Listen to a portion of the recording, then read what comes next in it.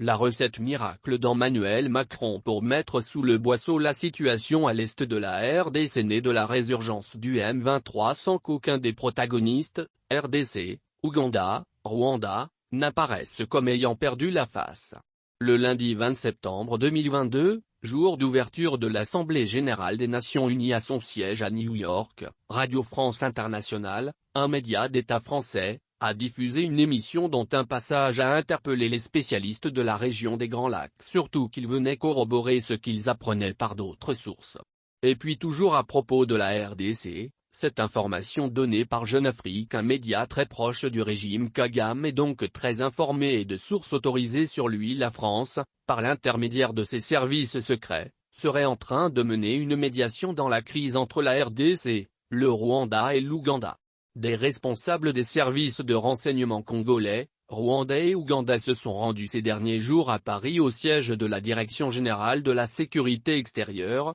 DGSE, les services secrets français. Cette discrète médiation intervient, précise Jeune Afrique, alors que le déploiement d'une force régionale conjointe de la communauté des États d'Afrique de l'Est se fait toujours attendre. Des contingents burundais ont pris position au sud Kivu mi-août. Selon une source impliquée dans le projet, des premiers éléments de l'armée kenyane doivent être prochainement déployés à Goma, où sera installé le quartier général de la force.